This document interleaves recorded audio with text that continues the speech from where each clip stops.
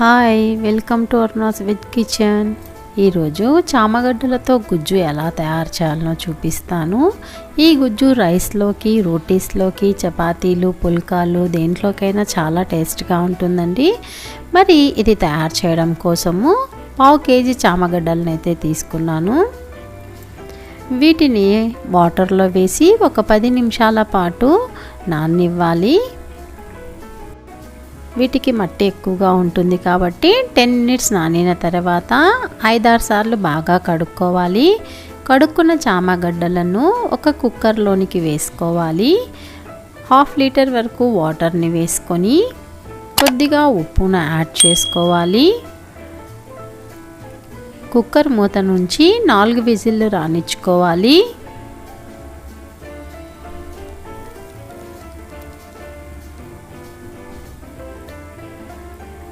ఆవిరంతా పోయిన తర్వాత కుక్కర్ మూతను తీసి స్ట్రైనర్లోకి వడగట్టుకోవాలి.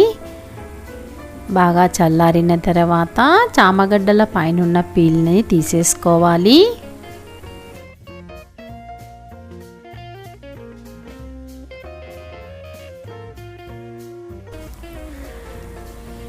చామగడ్డ పెద్దగా ఉంటే వాటిని 2 or 3 పీసెస్గా కట్ చేసుకోవాలి.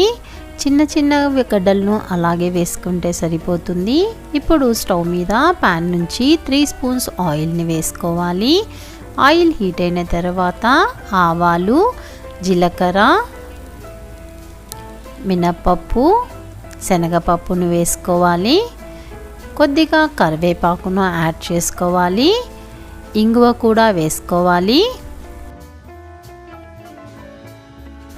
ఇవి వేగిన తర్వాత సన్నగా కట్ చేసిన ఆనియన్స్ 1 కప్పు వేసుకోవాలి.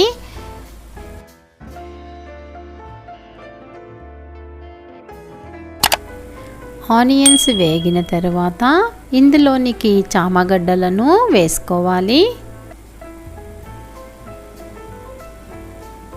టేస్ట్కి సరిపడినంత ఉప్పును, కొద్దిగా పసుపును యాడ్ చేసుకోవాలి. నిమ్మకాయ సైజ్ అంతా చింతపండును తీసుకొని 1/2 అవర్ నానబెట్టి గుజ్జును తీసుకొని ఆ గుజ్జును వేసుకోవాలి.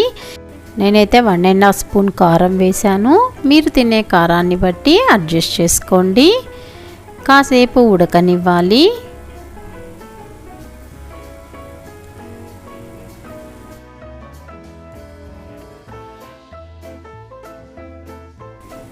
ఒక స్పూను బెల్లం తురుమును యాడ్ చేసుకోవాలి. బాగా చిక్కబడింది. ఇంకొక గ్లాస్ వాటర్ని కూడా యాడ్ చేసుకొని ఉడకనివ్వాలి. 1 స్పూను సాంబార్ పౌడర్ని వేసుకోవాలి. ఇది వేసుకోవటం వల్ల టేస్ట్ చాలా బాగా ఉంటుంది. ఇది కూడా హోమ్ మేడే అండి సాంబార్ పౌడరు. సన్నగా కట్ చేసిన కొత్తిమీరను యాడ్ చేసుకొని దించుకొని సర్వ్ చేసుకుంటే ఎంతో రుచికరమైనటువంటి చామగడ్డల గుజ్జు తయారైపోయింది. మరి మీరు కూడా ఈ రెసిపీని ట్రై చేయాలనుకుంటే ఒకసారి వీడియోను మొదటి నుంచి చివరి వరకు స్కిప్ చేయకుండా చూసి ట్రై చేయండి. అప్పుడే పర్ఫెక్ట్గా కుదురుతుంది. మీకు ఈ రెసిపీ నచ్చినట్లయితే లైక్ చేయండి, షేర్ చేయండి. ఇంతవరకు నా ఛానల్ని సబ్స్క్రైబ్ చేసుకొని వాళ్ళు సబ్స్క్రైబ్ చేసుకోండి.